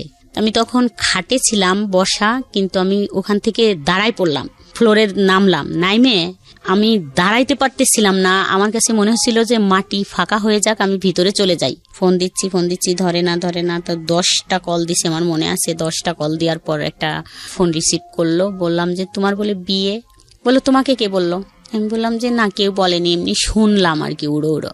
বললো না তুমি এটা নিশ্চিন্তায় থাকো, আমি একটা বিয়ের অনুষ্ঠানে যাচ্ছি গাড়ি নিয়ে। তখন তো গাড়ি চালায়, গাড়ি নিয়ে একটা বিয়ের অনুষ্ঠানে যাচ্ছি। তো আমি আমি তোমাকে যাইয়েই ফোন দিচ্ছি, গাড়ি চালানো অবস্থায় তো ফোন দেওয়া যাবে না, বিয়ে আমি ওই জায়গায় যাই তোমাকে ফোন দিবানি। তারপরে মেয়ে দেখতে চলে গেল, ওরা সবাই গাড়ি নিয়ে গেছে মেয়ে দেখতে। আমি নিচে নামলাম, নাইমে ওর এক চাচির কাছে গেলাম। তা দেখলাম, আমি যখন নিচে নামলাম দেখলাম আমার হাজবেন্ড আসতেছে নামাজ পড়ার জন্য। তো আমি দূর থেকে দেখলাম যে ও আসতেছে। বলে কোথায় যাচ্ছ? আমি বলছি যাও বাসায়, আমি আসতেছি। আমার আর ফিরে আসতে, মানে ফিরে হাজবেন্ডকে দেখে যে ভয় লাগবে, আমি ফিরে আসবো এরকম আসতে পারতেছিলাম না। আমি বলছি আমার তো সত্যটা জানা লাগবে, তুমি বাসায় যাও, আমি আসতেছি। আমি যখন ওর চাচির বাসায় গেলাম, যাই ওর চাচির ছোট একটা বাচ্চা, ওকে নিয়ে খেলতেছিলাম খাটের পর বসে।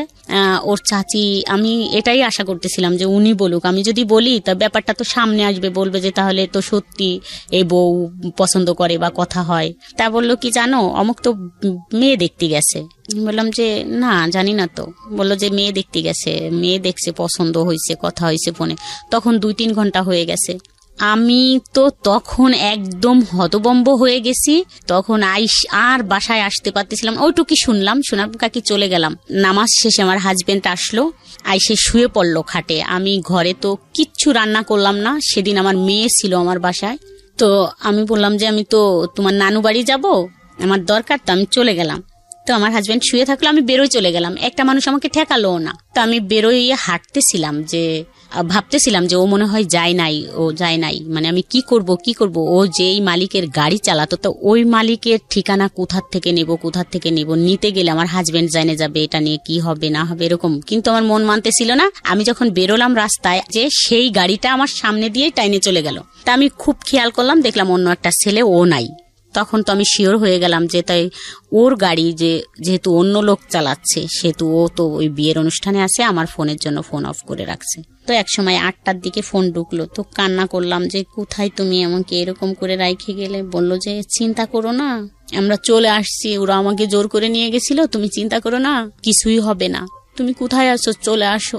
বলছে আমি এখন তো অনেক রাত, চলে আসবো কি করে, আমি তো এখানে আসছি, কাশিয়ানি আসছি। তা বলছে তাই থাকো, খুব ভোরে আমি দরকার হয় নিয়ে আসবানি তোমাকে, থাকো এখানে, কাকা ডাকতিছে, তুমি একটু কাকার সাথে কথা বলে তোমারে ফোন দিবানি। তারপর আমি তো যাই ঈশার নামাজ পড়লাম, ঈশা পর্যন্ত মানে 10-15 মিনিটের মতো কথা হইলো। তারপর আমি খুব ভোরে ঘুম থেকে উঠে ওদের বাড়ির ওই কাজ দিয়ে আসলাম। ওদের বাড়িও একটা বাড়ি ঢুকলাম, ঢুকে দেখলাম যে অনেক লোকজন, মানে বিয়ের অ্যারেঞ্জমেন্ট, অনেক লোকজন আসছে। তারপরে এক কাকির কাছ থেকে ওর এক বউনার ফোন নাম্বার নিয়ে আসলাম। তো ফোন দিলাম, দিলে সবাই ফোনটা ওই বউনাই করলো যে এই অমুক ফোন দিছে। ফোনটা কাইটে দিয়ে ফোনটা বন্ধ করে দিল, আর ফোন কথা হলো না। তো ওদের সাথে মেয়ে দেখতে একটা ছেলে গেল, ও আমাকে বলল যে ভাবি এমন একজনকে ভালোবাসছেন, মেয়ে দেখে তো কারোই পছন্দ হয় নাই। ও তো খুব পাগলামি করলো যে ঠিক আছে এই মেয়ে আমি বিয়ে করব, আপনি দাওয়াত শিখের হন। ওই তো সব কিছু করলো, সবাই তো বলল যে মেয়ে তো ক্রিম সুন্দরী, ভাল লাগতেছে না, হাত পা কালো, আর অনেক শর্ট, তো নেওয়ার দরকার নাই এই মেয়ে, আর একটু দেখি আমরা। তো ওই বললো যে না, দাওয়াত শিকার হয়ে আসো, মেহমানরা আসতে বলো। তো আমি শুনে ওইখান থেকে আবার আমার হাত পা মনে হচ্ছে ঠান্ডা হয়ে গেল, তাহলে তো বিয়ে হয়ে যাবে। আমি বাসায় এসে আমার সমস্ত মাল জিনিস গুছাইয়ে আমি আমার শ্বশুর বাড়ি চলে গেলাম। বললাম যে আমি বাসা ছাড়ে দিলাম, এখানে আমি আর থাকতে পারবো না। বাসাটা ছাইরে আমরা চলে গেলাম, ট্রাক ভরে মাল জিনিস নিয়ে চলে গেলাম। যার পরে কোথায় যাচ্ছিলেন? শ্বশুর বাড়িতে। এটা আপনার হাজবেন্ড জানতো যে আপনি এখান থেকে চলে যাচ্ছেন? হ্যাঁ, ও আমাকে এইভাবেই করতো। আমি বলতাম, ঘরে এসে বলতাম যে আমি থাকবো না, এখানে আমি থাকতে পারবো না, কান্না করতাম। বলতো ঠিক আছে তাহলে ট্রাক পাঠাই দিচ্ছি, মাল জিনিস নিয়ে চলে যাও। ট্রাক পাঠাই দিত, সমস্ত মাল জিনিস গুছাই নিয়ে যাইতাম। আবার 2 দিন 3 দিন থাকার পর 1 সেকেন্ড ওখানে আর যাওয়ার পরই দাঁড়াইতে ইচ্ছা করতো না, আমি আবার ওইখানে চলে আসতাম। তো আমার হাজবেন্ড নিয়ে আবার চলে আসতো। হ্যাঁ, আমার হাজবেন্ডের বাসাটা ছাড়তো না, কিন্তু আমাকে কিছু মাল জিনিস দিয়ে, কিছু জিনিস রাখতো, টিভি থাকতো, ফ্রিজ থাকতো, কিন্তু 2টা একটা খাট, ওয়ার্ড্রোব, ড্রেসিং টেবিল, এগুলো দিয়ে বলতো যে একটা ট্রাক ভাড়া করে যাও, নিয়ে চলে যাও। আমি চলে যাইতাম। এরকম করতে করতে ছেলে বলল যে এখানে আর থাকা সম্ভব না, রান্না টান্না করে না, খাওয়া দাওয়া সম্ভব না, খেয়ে কতদিন থাকবো। ছেলে মানে কোন ছেলে? আমার ছেলে। মানে বিষয়টা হচ্ছে ছেলেও জানতো যে মা এরকম ভাবে কারোর প্রতি ফলিন, এবং এই কারণে এই জিনিসগুলো হচ্ছে। তাহলে জিনিসটা বোঝেন যে কতটা এক্সট্রিম লেভেলে হলে পরিবারের অন্য সদস্যরাও এটাকে না মেনে উপায় নেই, এরকম একটা জায়গায় চলে গিয়েছিল। জি বলেন। তারপর বুধবারে আমাকে ওর বড় ভাই ফোন দিয়ে বলে যে তুমি কি জানো অমুকের বিয়ে? বললাম না ভাইয়া জানি না তো। ওর তো বিয়ে সোমবারে, তো তোমরা যাইও, বাবুর কথা বললো, আমার ছেলের কথা বললো, ওকে নিয়ে যাইও, আর যাই হোক যাইও তোমরা, তোমাদের দাওয়াত থাকলো। আমার মনে এরকম হইলো যে বলে দিব, সব কথা বলে দেব, আমি যেহেতু সুখী হইতে পারলাম না, তো ওকেও সুখী হইতে দেব না, এরকম মনে আইসে গেল যে যা বলে দিব সবকিছু। তাই বললাম, ওর ভাইকে বললাম যে একটু ফোন দিবেন। ওর ভাই বললো আমি তো কেবলমাত্র আসছি, তো কালকে হচ্ছে ওর গায়ে হলুদ, আর ওদের বাড়িও গায়ে হলুদ। তা কি কথা বলবেন? আমি যে যাই দিয়েন ফোন। তো যাই হোক, বাবুকে রাইখে আমি যখন সন্ধ্যায় ব্যাকে আসতেছিলাম, তখন বাবুর ফোনটা আমাকে দিয়ে দেয়। মানে আমার ছেলে যেই ফোনটা ব্যবহার করে ওই ফোনটা আমাকে দিয়ে দেয়। ও ছোট একটা বাটন ফোন ওকে রাইখে ওকে দেওয়া হয়। তা ও ফেসবুক চালাতো ওই তখন থেকে। তা আমি ওই ফেসবুক দেখতে দেখতে আসতেছিলাম, আমাকে বুঝাই দিল যে আম্মু এইভাবে দেখো। দেখতে দেখতে আসতে আসতে তখন আমি একটা লেখা পড়লাম যে অধিকার কেউ কাউকে দেয় না, আদায় করে নিতে হয়। কোথায় বললেন? বাসের মধ্যে? হ্যাঁ, বাসের ভিতর এই লেখাটা আমি পড়লাম যে অধিকার কাউকে দেয় না কেউ, কিন্তু আদায় করে নিতে হয়। তখন আমার একটা হইলো যে তাহলে আমার অধিকার আমি আদায় করেই নিব। আবার আর একটা হয়ে গেল, মাথার ভিতর ঢুকলো যে একে তো আমি সুখী হইতে দেব না, বলে দিব আমি এই সব কথা বলবো ওদের, এই জন্য যাতে ও বিয়ের পর কোনোদিন আমাকে ফোন না দিতে পারে। এটা একটা ছিল, আমার পয়েন্ট ছিল যে ও যাতে কোনোদিন আমাকে হ্যালো না বলতে পারে। আর দ্বিতীয়ত অধিকার তো দেবে না, অধিকার আদায় করে নিব, এতে যদি আমার অধিকারটা ফিরে আসবে।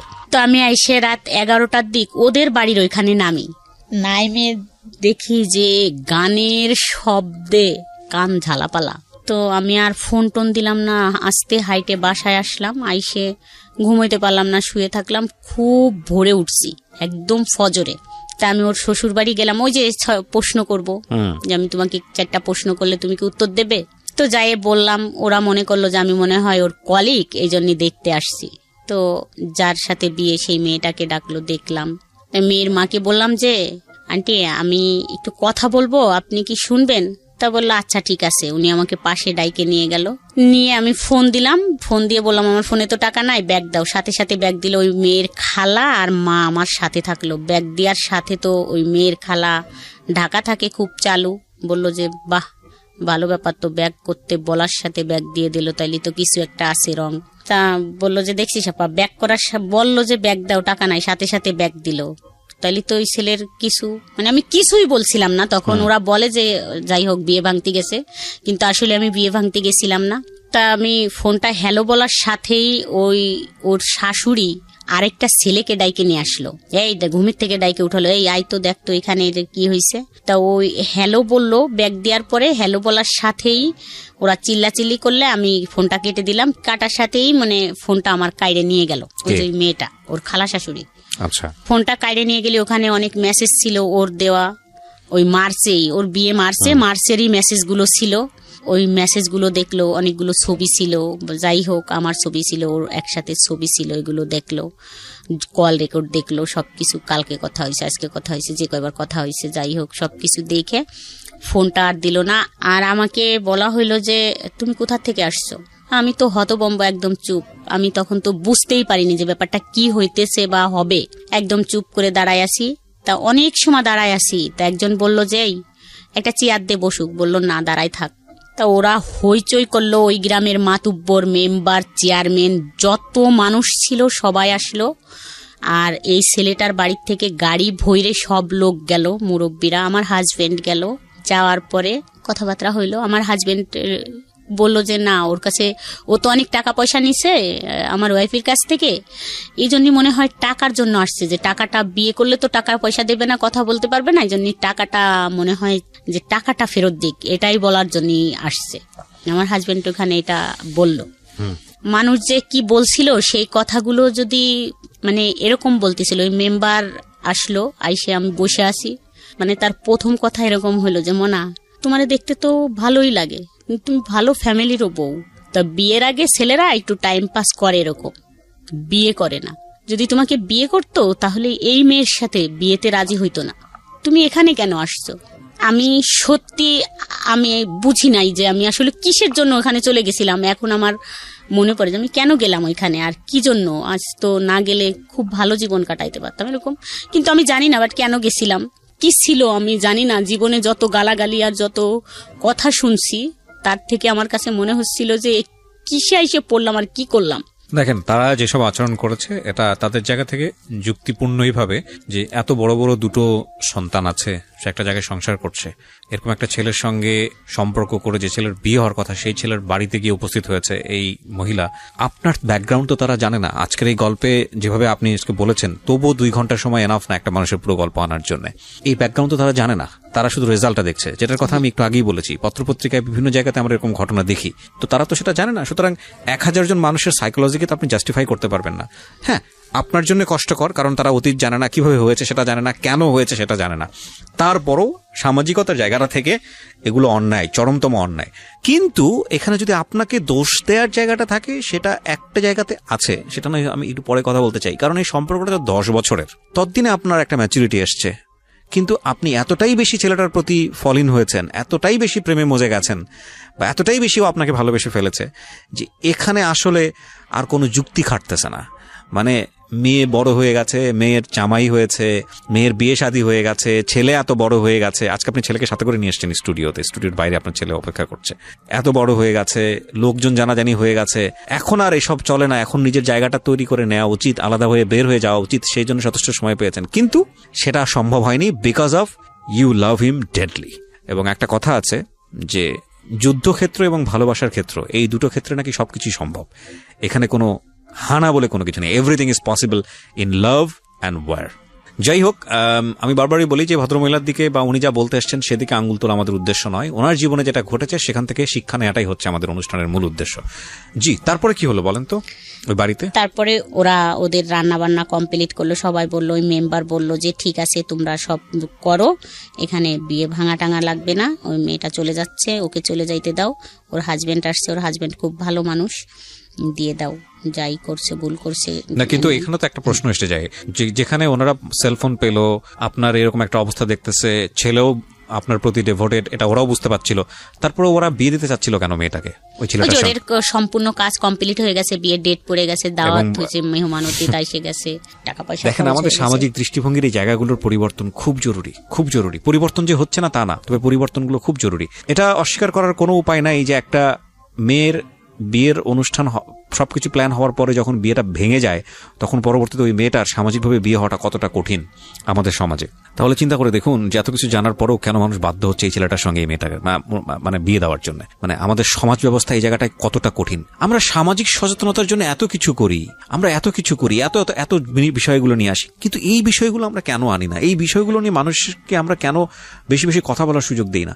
আমাদের এই সামাজিক চিরায়ত এই যে প্রতিবন্ধকতাগুলো একটা মেয়ের জন্য বা একটা মানুষের জন্য, এগুলো নিয়ে আমরা কেন কথা বলি না? এগুলো নিয়ে আমরা কেন ওপেন টক করি না, যাতে করে এই জায়গাগুলোর পরিবর্তন হয়? খুবই জরুরি। তো কি হলো এরপরে? ওই ছেলেটার কি হলো, আপনি যাকে লাভ করতেন? তারপরে ও ওখান থেকে ওদের তো সবাই মেম্বার বলে দিল। পরে আমার হাজবেন্ড আমাকে নিয়ে আসলো, আইনে আমার শ্বশুর বাড়িতে আমাকে রাইখে দিল, মানে বাসায় আর আনলো না। আর আমার ছেলে তো তখন ঢাকায় দিয়েই আসছে, যে শনিবারের দিন আর রবিবারের দিন এই ঘটনা। তো আমাকে ওই বাড়ি রাইখে আসলো।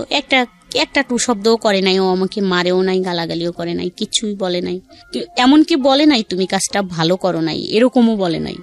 শুধু বলছে যে আমার সম্মানটা নষ্ট করে দিলে। ওই দিন থাকলাম না, মানে 2 ঘন্টার মতো ছিলাম। তারপরে আমি ওখান থেকে আবার চলে আসলাম, মানে আমার বাসায়। মানে আমি ওখানে দাঁড়াইতে পারতেছিলাম না। আমি বললাম যে এখানে থাকলে আমি মরে যাবানি, তারপর দেখে নেন, আমি কিন্তু এই ঘরে দিলে আমি গলায় দড়ি দিয়ে মরে যাব, কিন্তু আমাকে যাইতে দেন। তা বললো ঠিক আছে, তাই তুই চলে যা। তুই কি এবার ফাজলামি করবি? আমি বলছি না, কোনো ফাজলামি করবো না, আমি জাস্ট বাসায় চলে যাব। তারপর আমি সন্ধ্যায় বাসায় চলে আসলাম। তার মানে বিষয়টা কি? মানে ফ্যামিলি থেকে শুরু করে এমন কেউ জানে না, এমন কেউ ইনভলভ ছিল না আপনাদের মধ্যে। আর আপনার হাজবেন্ড কোনো কিছু করতে পারছে না। আমার কাছে কেন জানি মনে হয় যে শাসন করা বা কোনো কিছু নিয়ন্ত্রণ করার একটা সীমা থাকে। সীমার অতিরিক্ত যখন কোনো কিছু হয়ে যায়, তখন আর একটা মানুষের কিছু করার থাকে না। আইদার আপনাকে সেটা মেনে নিতে হবে, অথবা জীবন থেকে সেটা ডিলিট করতে হবে। তো আপনার হাজবেন্ড মনে হয় মেনেই নিয়েছিল, এছাড়া তারা কিছু বলার থাকে না। বিয়েটা হয়েছে কত বছর ছেলেটার? 17 মার্চের 20 তারিখ। এরপরে 2 বছর আপনার যাকে উনি বিয়ে করেছে তিনি কি জানে যে আপনাদের মধ্যে? ইনফ্যাক্ট বিয়ের দিনই তো জেনে গেছে, সেটা তো আসলে নতুন করে বলার কিছু নাই। এখন আপনি কোথায় থাকেন? ওই এরকম ডিস্টেন্সে আছেন নাকি অন্য কোথাও শিফট হয়ে গেছেন? আগের জায়গাতেই আছেন নাকি শিফট হয়ে গেছেন? এখানে না, আগের জায়গাতেই আছি। মানে সেই বাসাটা ছেড়ে দিছি আমরা, ওদের বাড়ির পাশে এই বাসাটা। আমি কিন্তু অনেক সিম মানে চেঞ্জ করছি, সিম চেঞ্জ করে ফেলতাম। ও বাসায় আইসে এরকম করে মানে নাম্বার নিয়ে যাইতো। তারপর ওই বাসাটাও চেঞ্জ করে ফেলি। ওইভাবে কথা বলে, যেখানে আমাদের দেখা যায় সেখানে দাঁড়ায় থাকে, মানে অনেক অনুরোধ করে দূর থেকে একটু ফোনটা খোলো, 1 মিনিট কথা বলে, এরকম বলে। বিয়ে করছিল কেন? এখন এইটা বিয়ে করছে তার বাবা মা দিছে, মানে ফ্যামিলির থেকে দিছে। তার ফ্যামিলি তো আপনাকেও এক অর্থে অ্যাকসেপ্ট করেছিলই। হ্যাঁ। তারপরে আপনি যেহেতু সংসারে হ্যাপি ছিলেন না, তো আপনি চাইলে ডিভোর্স দিয়ে আপনি ওকে বিয়ে করতে পারতেন। ওর সংসারের দিক থেকেও একটা ধরনের সাপোর্ট ছিল, তো আপনারা বিয়েটা করেননি কেন? ও যে বললে সে ভুল হয়ে গেছে, ভুলটা কেন হয়েছে? এটা তো জানি না যে কেন করছে। ওর ফ্যামিলির থেকে এখন বলে যে আমাকে জোর করে বিয়ে দিয়েছে আমার ফ্যামিলির থেকে। আসলে কি আপনার মনে হয় এটা ওর ফ্যামিলি সেটা করতে পারে? কারণ আপনি তো ফ্যামিলিতে যাওয়া আসা ছিল আপনার। ফ্যামিলির থেকে না। আপনি আপনার বয়স কত বলছিলেন শুরুতে? 34। আমি একটা কথা আপনাকে বলি, মানে আপনার বয়সের জায়গা থেকে, অভিজ্ঞতার জায়গাটা থেকে, আমি আমার নিজের জায়গা থেকে যতটুকু বুঝেছি, প্রথমত আপনার পক্ষে কিছু বলি। আপনার পক্ষে আমি বিপক্ষে কিছুই বলিনি এখন পর্যন্ত, পক্ষে কিছু বলি। সেটা হচ্ছে যে প্রত্যেকটা মানুষের জীবনেই প্রেম শাশ্বত, আসবেই, ভালোবাসাটা থাকবেই। ধর্মীয় দিক থেকে যদি ব্যাখ্যা করি সেটা অন্যরকম, কিন্তু আমাদের বিষয়টা তো আসলে আমরা তো মানুষ, ভালোবাসবই কাউকে না কাউকে। আপনি মানুষ হিসেবে আপনার সাথে যে ঘটনাগুলো ঘটে গেছে সেখানে আপনি একটা মানুষকে ভালোবেসেছেন, এটার মধ্যে কাউকে ভালোবাসা অন্যায় কোনো কিছু না, আমি আমার জায়গা থেকে যেটা মনে করি। কিন্তু একটা বিষয় হচ্ছে কি, মানে আমি গাছের বীজ রোপণ করলাম, সে গাছটা বড় হবে, তারপরে সে গাছটার পরিচর্যার ব্যাপার আছে, তারপরে সেই গাছটাতে ফল আসবে, তারপরে সেখান থেকে বীজ হবে, সেখানে আবার নতুন একটা গাছ হবে, তাই না? এটাই তো নিয়ম, প্রাকৃতিকভাবে এটি নিয়ম। কিন্তু বিষয় হয়ে গেছে এরকম যে আপনার জীবনটা এরকম যে বীজ রোপণ হয়েছে, তার 3 দিন পরে আপনার গাছে ফল ধরেছে, এরকম একটা বিষয়। মানে আপনার জীবনের সময় পরিক্রমে এটা কিছু জিনিস আপনি জীবনে বুঝেননি, তার আগেই বাচ্চা কাচ্চার মা হয়ে গেছেন। প্রেমের আগেই বিয়ে, বিয়ের পরে বিয়ে বুঝতে না বুঝতেই, একটা মানুষ বুঝতে না বুঝতেই, একটা মানুষ, একটা পুরুষ মানুষ কি, একটা স্বামী কি, সেটা বুঝতে না বুঝতেই আপনি বাচ্চা কাচ্চার মা হয়ে গেছেন। এখন এই ঘটনাগুলোর প্রেক্ষাপটে আপনার যদি জীবনের যে প্রেমটা, সেটাকে যদি কেউ আলোচনা করে, তাহলে আপনার ফিলিংসটা কেউ বুঝতে পারবে না। যে এই মহিলার 2টা বাচ্চা আছে, এই মহিলার একটা সংসার ছিল, এগুলা থুয়ে সে আরেকটা অবিবাহিত ছেলের সঙ্গে এইসব ঘটনা ঘটিয়ে বেড়াচ্ছে। আমাদের সমাজটা এরকমই। কিন্তু এগুলো বাদ দিয়ে যদি আপনার বয়সটাকে চিন্তা করে, এগুলো বাদ দিয়ে আপনি কোন পরিবেশে বড় হয়ে একটা মানুষের প্রতি ফলিন হয়েছেন সেটাকে যদি চিন্তা করে, তাহলে আপনার প্রতি মানুষের একটা অন্য ধরনের সিম্প্যাথি গ্রো করবে। এখন কথা হচ্ছে, আমরা তো চাইলেই আমাদের সমাজটাকে অস্বীকার করতে পারি না, আমরা তো চাইলেই আমাদের পরিবারটাকে অস্বীকার করতে পারি না। কিছু জিনিস মানুষ দুনিয়াতে পায়, কিছু জিনিস মানুষ